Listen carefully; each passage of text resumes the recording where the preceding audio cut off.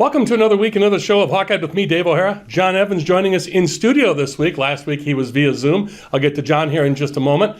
John Steppe will join us later on in the program. John with the Cedar Rapids Gazette, Hawkeye beat reporter, talking about all the happenings and inner workings around the University of Iowa athletics program. Gary Barta going to be stepping down. We're going to talk to John about that.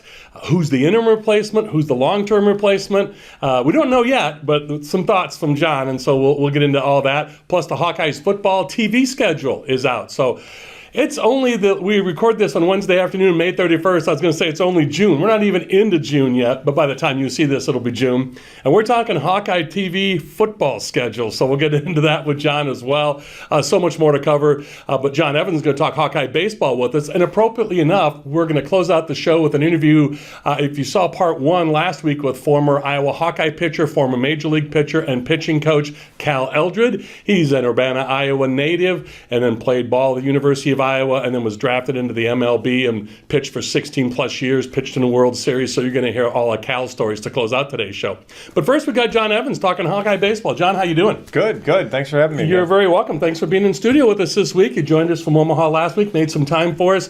John, as you know, is a broadcast partner for Hawkeye baseball with our buddy John Leo.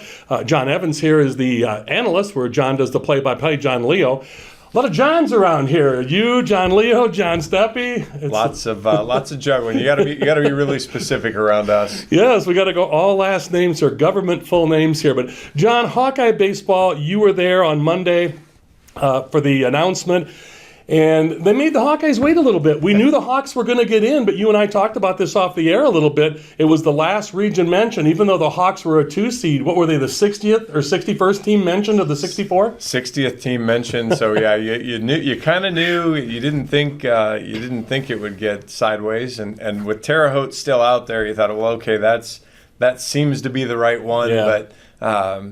But it still got a little nervy there, because at that point because the 1 and 4 seeds are set, so there's really only 2 or 3 teams left to be announced. Right. So it was a little edgy, but you kind of knew it was going to work out, but you wanted just to see it early. Well, the Hawks are in, and well stated by you. And so you take a look at who the Hawks have in the first round. So besides the familiarity with Indiana State or the surroundings, Rick has North Carolina. Rick and the Hawkeyes, Heller ball.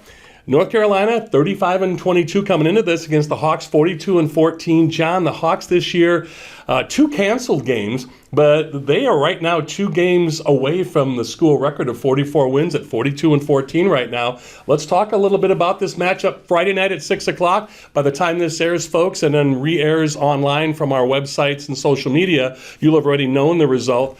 But let's talk a little bit about preview of this game with North Carolina and the Hawkeyes, please. Gosh, we talked about how bad I am at predicting, so people will really find out now this time. But your feet are on the fire. Exactly. But Iowa is it's a good matchup. North Carolina is obviously a really good team and very similar to what Iowa brings to the table.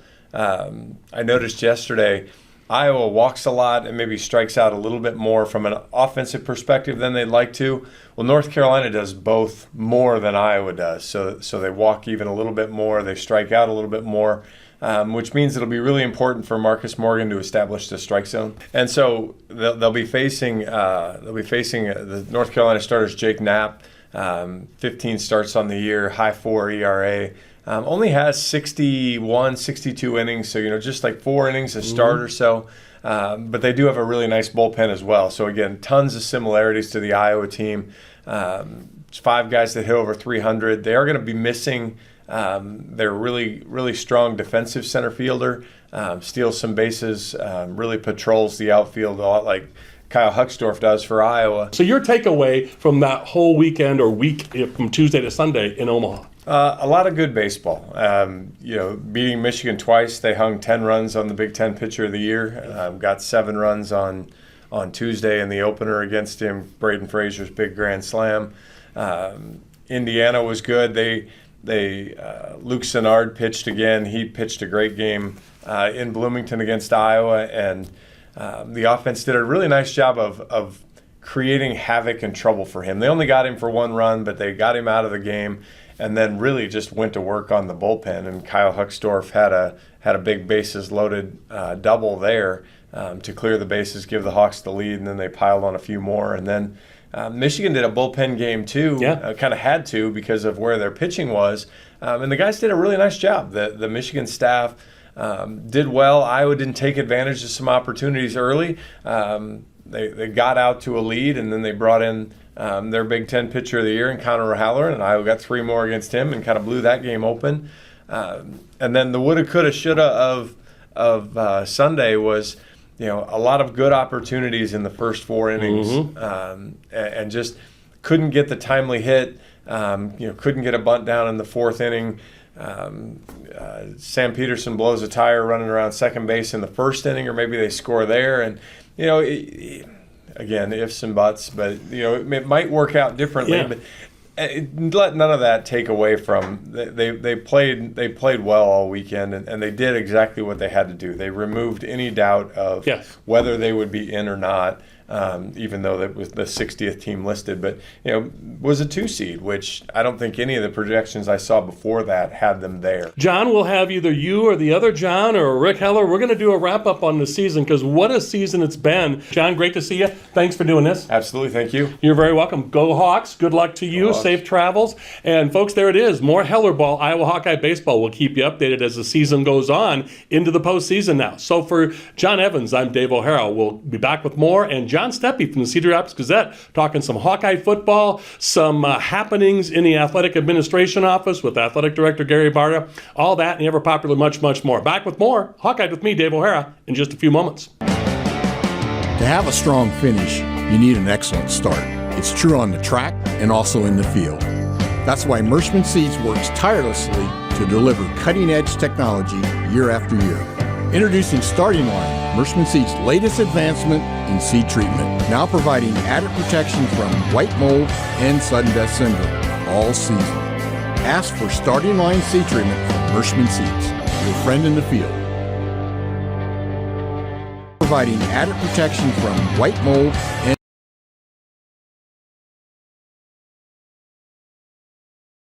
seed treatment from Mershman Seeds, your friend in the field. White mold and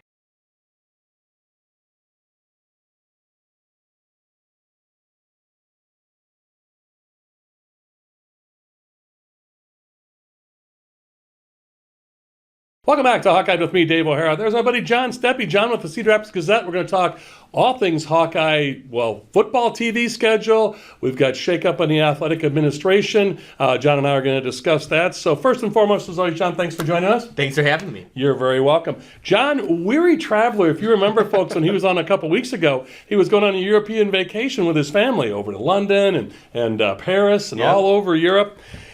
Well, you get back last Thursday night, and about 12 hours later, the announcement comes out that Gary Barta is retiring early. We kind of figured maybe next year when his contract came for renewal, there might be something upcoming, but this happened, and you didn't get much chance to decompress from jet lag, and you were in it to win it. Yeah, right away switching quickly from vacation mode to writing mode. Certainly an interesting, there were a couple signs that seemed a little unusual in that couple weeks earlier, and now you see why.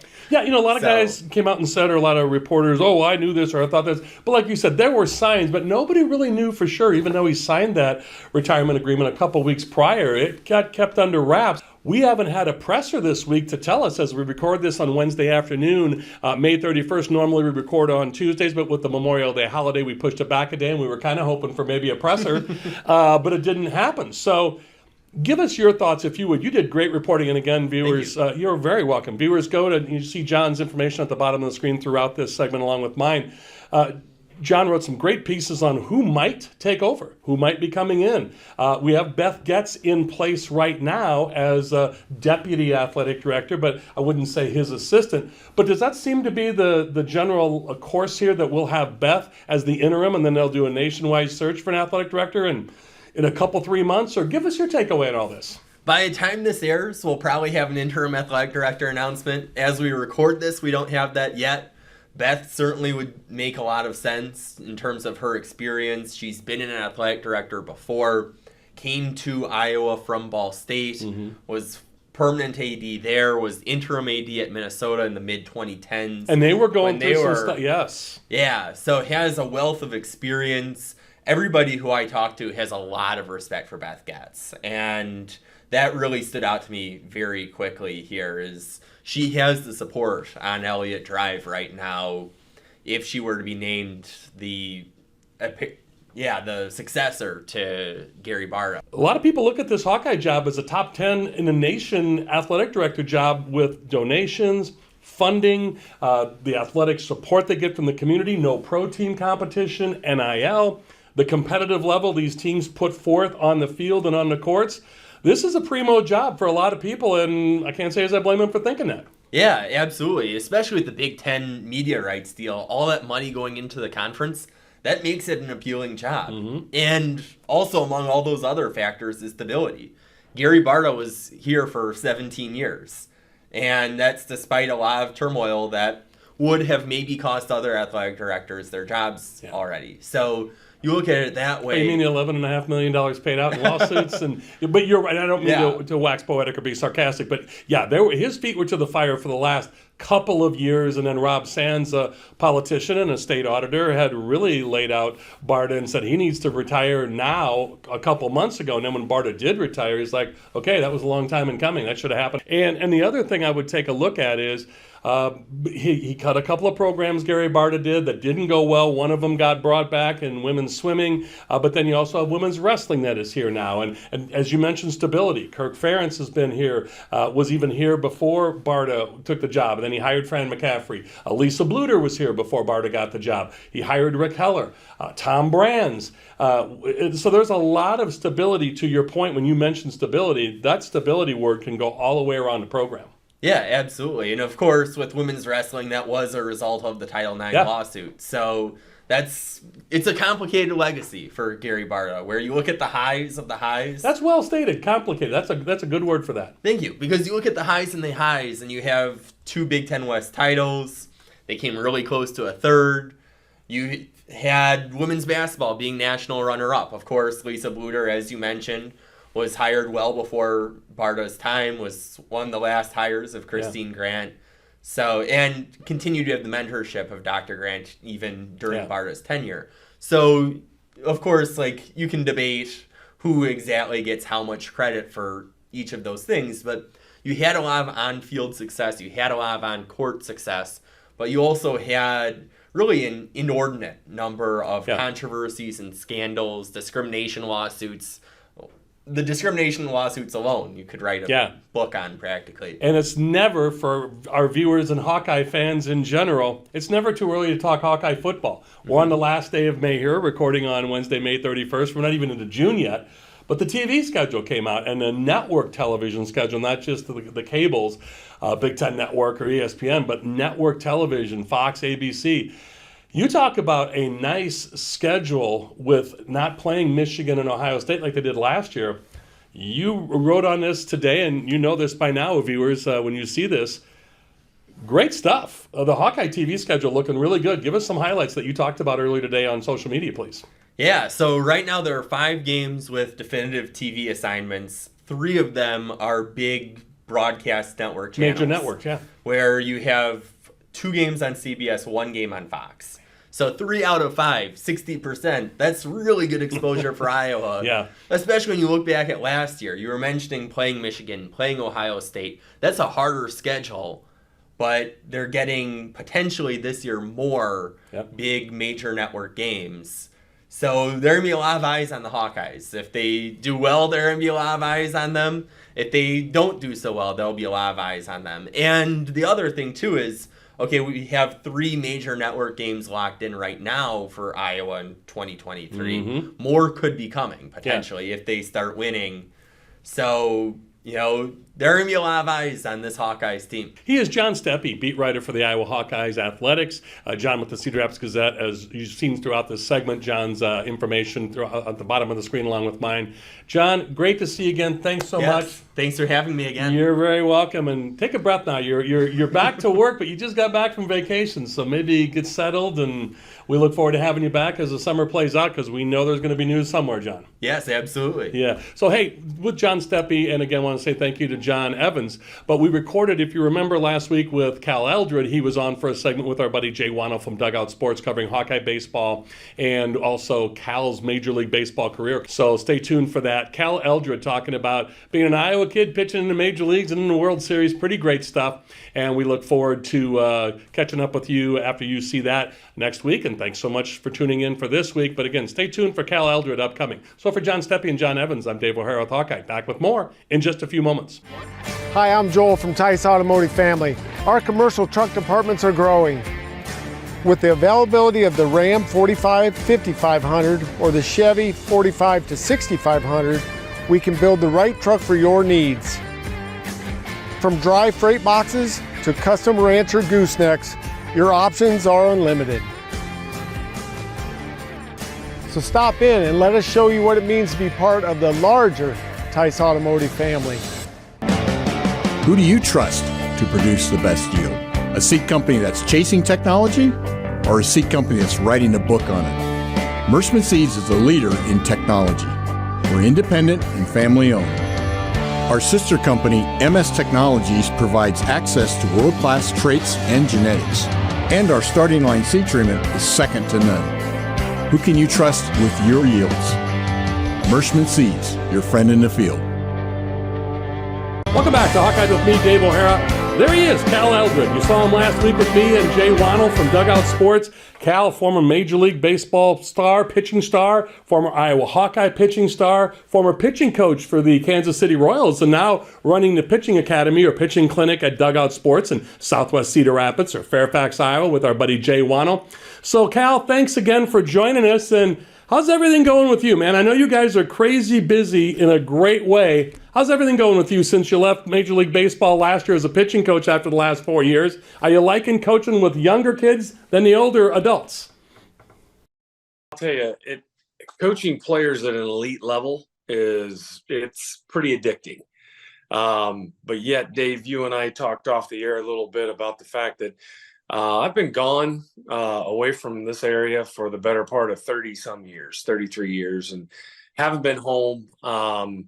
My wife, Christy, and I have raised 5 children. She's homeschooled them all. That was one of the ways we could be together as a family moving throughout the United States. And fortunately got a chance to play and coach very close to home. So we always had a home base here in the Cedar Rapids, kind of Center Point, Urbana area, Mount Vernon area. And so we're back home now. It's I'm kind of really honestly in a little bit of a time of, okay, what is next? But while we've been doing that, we've been doing some cool things different times over at Dugout Sports with Jay, and Jay opens the door up for guys like my older son CJ, who's been in professional ball, now playing with the Kane County Cougars in independent ball, to come in and work out. And he's got a whole handful of professional players that come in and work out. And so I'm there with, the Vanscoy boys who have been playing professional ball and then doing some clinics and stuff for young kids. And either way, being able to help kids, it's fine with me, whether they're 5 or 6 or whether they're closer to their 40s like Zach Greinke. Yeah. It's intriguing that you say that with being homeschooled, you and your wife, because that's the chalkboard behind you. You and I were talking off the air, so I love that.